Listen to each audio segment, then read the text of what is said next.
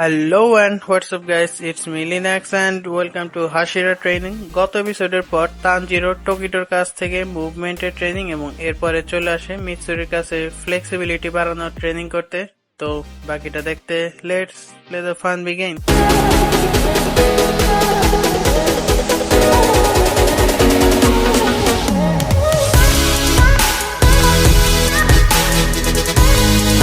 মিৎসুরির যে ট্রেনিং অতিথি আপ্যায়নের মতো, তানজিরোর কাছে মনে হয় যে সবচেয়ে সহজ, কিন্তু এরপরেই তানজিরো হয়ে যায় ব্যালে ড্যান্সার। সেই সাথে ট্রেনিংও শুরু হয়। প্রথমে শুরু হয় স্ট্রেচিং, আর যেটা সবার লুজ মোশন করে দেয়। আর এদিকে ওবানাই তানজিরোর অপেক্ষায় বসে আছে।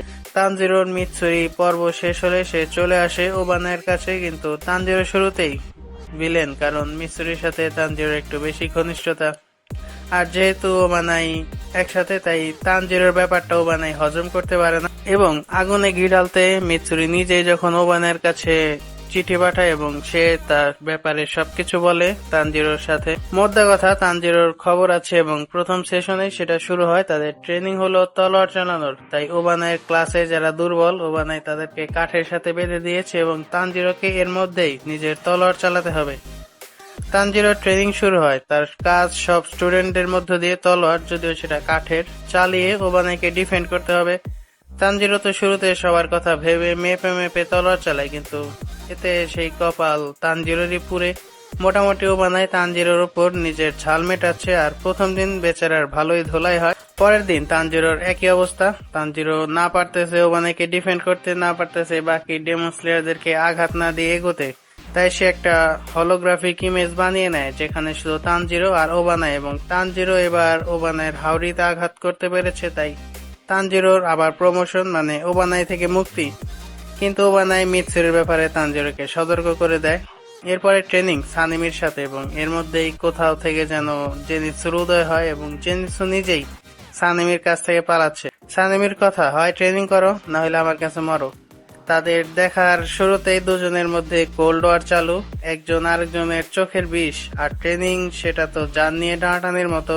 আর তানজিরো যেখানে একটু বেশি স্পেশাল। শেষে তানজিরো গেনিয়া ও সানেমির মধ্যকার কথা শুনতে পায়, যেখানে সানেমি স্পষ্ট গেনিয়াকে নিজের ভাই মানতে নারাজ। আর যেহেতু গেনিয়া কোনো ব্রিদিং টেকনিক ইউজ করতে পারে না, তাই ডেমনস্লেয়ার কর্পে তার কোনো জায়গা নেই। কিন্তু যখন গেনিয়া বলে যে সে ডেমনদেরকে খায়, তখন সানেমির মাথা খারাপ, কারণ যে ডেমনদের সানেমি সবচেয়ে বেশি ঘৃণা করে, তাদের খেয়ে তাদের শক্তি নিয়ে গেনিয়া টিকে আছে। তাই সানেমি এবার নেমে পড়ে গেনিয়াকে মারতে, এবং মধ্যে থেকে ফেসে যায় তানজিরো। গেনিয়াকে বাঁচাতে গিয়ে তানজিরো সানেমির সাথে ঝামেলা করে বসে। যেহেতু কোনো ডেমন স্লেয়ারদের মারা নিষেধ, তাই সানেমি গেনিয়ার এমন অবস্থা করবে যাতে তার আর ঠিক না হয়, এবং তানজিরো যদি এর মধ্যে নিজের নাক ঢোকায় তাহলে তানজিরোরও একই অবস্থা হবে। আর যদি গেনিয়া বাঁচতে চায় তাহলে তাকে ডেমনস্লেয়ার কর্প থেকে নিজেকে সরিয়ে নিতে হবে। তানজিরো তখন গেনিয়ার পক্ষে কথা বলল। সানেমির তো মাথা খারাপ হয়ে আছে, সে তানজিরোকেই প্রথমে সাইজ করবে। তানজিরো কোন রকমে সার্ভাইভ করছে, আর সানেমি যে মুডে আছে, একটা ক্লিন হিট আর তানজিরো শেষ। তাদের এই মারামারি কাটাকাটির জন্য উইন্ড হাসিরার সাথে ট্রেনিং বাদ দেওয়া হয় এবং তানজিরো ও জেনিৎসু বেরিয়ে পড়ে গিওমের কাছে ট্রেনিং এর উদ্দেশ্যে, যেখানে ইনুসকেও ছিল।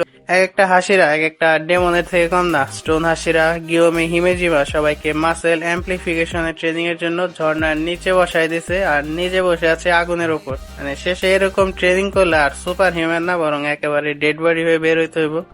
তো এসব ডেড বডি দেখতে দেখা হবে পরের ভিডিওতে। টিল দেন, আল্লাহ হাফেজ and don't forget to click the subscribe button. Thank ইউ।ルーム